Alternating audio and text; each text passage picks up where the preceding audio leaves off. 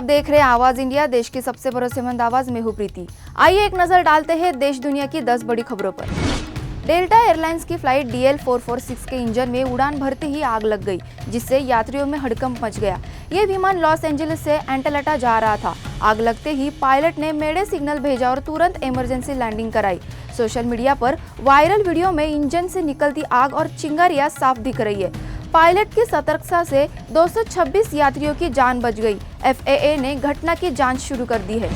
संसद का मानसून सत्र आज से शुरू हो रहा है और पहले ही दिन हंगामे के पूरे आसार है। विपक्ष ने ऑपरेशन सिंदूर, बिहार की मतदाता सूची, पहलगाम हमला और ट्रंप के सीजफायर दावों को लेकर केंद्र सरकार को घेरने की रणनीति बना ली है। सर्वदलीय बैठक में 56 नेताओं ने हिस्सा लिया और सरकार से सीधी चर्चा की मांग की है। संसदीय कार्य मंत्री किरेन रिजिजू ने कहा कि सरकार हर मुद्दे पर चर्चा को तैयार है। PM मोदी पर बयान की मांग को लेकर विपक्ष दबाव बना रहा है, लेकिन सरकार ने कहा कि PM हमेशा सदन में रहते हैं और बहस से नहीं भागते। ऐसे में आज से शुरू हो रहे सत्र में राजनीतिक टकराव जरूर देखने को मिलेगा।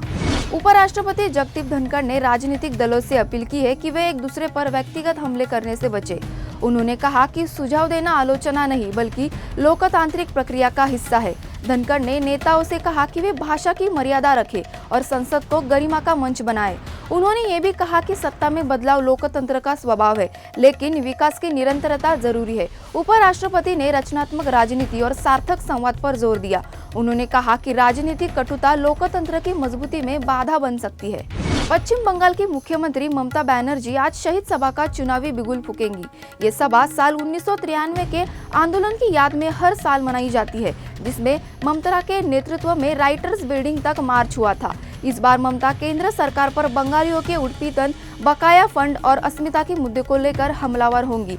उन्होंने पहले ही भाजपा पर बंगालियों को बांग्लादेशी बताने का आरोप लगाया है। ममता की इस सभा को 2026 चुनावों की रणनीति की शुरुआत मानी जा रही है। तृणमूल कांग्रेस इसे जनसंघर्ष और जनसमर्थन की परीक्षा मान रही है। बिहार के वैशाली में 550 करोड़ रुपए की लागत से बना बुद्ध स्मृति स्तूप अब तैयार है और इसका उद्घाटन जुलाई के अंत में होगा। 15 बौद्ध देशों के भिक्षु इस ऐतिहासिक अवसर पर शामिल होंगे। ये स्थल भगवान बुद्ध की अस्थियों के साथ साथ ध्यान केंद्र, संग्रहालय और आधुनिक सुविधाओं से सुसज्जित है। स्तूप पर पत्थरों से बना है और भूकंप परोधी तकनीक से तैयार किया गया है। ओडिशा के कलाकारों द्वारा बनाई गई बुद्ध प्रतिमा भी यहाँ स्थापित की गई है। ये परियोजना बिहार को वैश्विक बौद्ध पर्यटन मानचित्र पर नई पहचान देगी। मद्रास हाईकोर्ट ने प्रवर्तन निदेशालय की कार्रवाई पर कड़ी टिप्पणी करते हुए 901 करोड़ रुपए की FD को अनफ्रीज करने का आदेश दिया है। कोर्ट ने कहा कि ED कोई ड्रोन या सुपर कॉप नहीं है जिसे हर मामले में हस्तक्षेप करना चाहिए। कोर्ट ने यह भी कहा कि ED सिर्फ PMLA एक्ट के दायरे में रहकर काम करे। ये कार्रवाई 2006 के कोयला घोटाले से जुड़ी है, जिसकी जांच CBI पहले ही कर चुकी है। कोर्ट ने ED को जांच समिति रखने की नसीहत दी है। आदेश के बाद RKM पावरेज को राहत मिली है। रांची से दिल्ली जाने वाली एयर इंडिया की फ्लाइट में तकनीकी खराबी के चलते उड़ान रद्द कर दी गई है। जानकारी के मुताबिक उड़ान से ठीक पहले पायलट को तकनीकी दिक्कत का अंदेशा हुआ था। इसके बाद विमान को टेक ऑफ से रोक दिया गया और यात्रियों को दूसरी फ्लाइट्स में समायोजित किया गया। कुछ यात्रियों की टिकटें भी रद्द कर दी गई। कई यात्रियों को अगली सुबह की यात्रा के लिए पुनर्निर्धारित किया गया है। ये घटना बिरसा मुंडा एयरपोर्ट पर हुई, जहां फ्लाइट पहले से ही तैयार खड़ी थी। महाराष्ट्र के वसई में लिफ्ट में फंसने की घटना ने सबको चौंका दिया है। बीजेपी विधायक प्रवीण दरेकर समेत 3 विधायक करीब 20 मिनट तक लिफ्ट में फंसे रहे।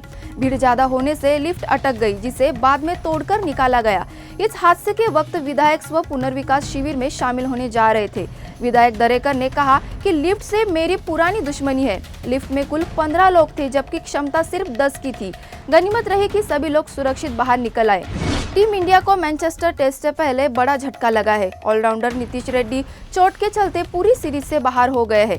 रेड्डी को जिम में ट्रेनिंग के दौरान घुटने में चोट लगी, जिसमें लिगामेंट इंजरी की पुष्टि हुई है। पहले ही अर्शदीप और आकाशदीप चोट से जूझ रहे हैं। ऐसे में गौतम गंभीर की मुश्किलें और बढ़ गई है। चौथा टेस्ट 23 जुलाई से शुरू होगा और ये उससे ठीक 3 दिन पहले ये झटका आया है। मेडिकल रिपोर्ट के मुताबिक रेड्डी का इस सीरीज में खेलना अब संभव नहीं है।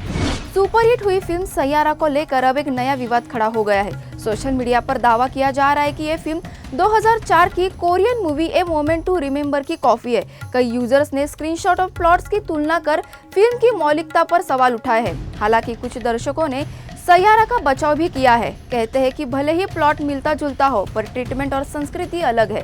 डायरेक्टर मोहित सूरी ने इस विवाद पर अभी चुप्पी साध रखी है। इस बीच बॉक्स ऑफिस पर 77 करोड़ से ज्यादा की कमाई कर चुकी है।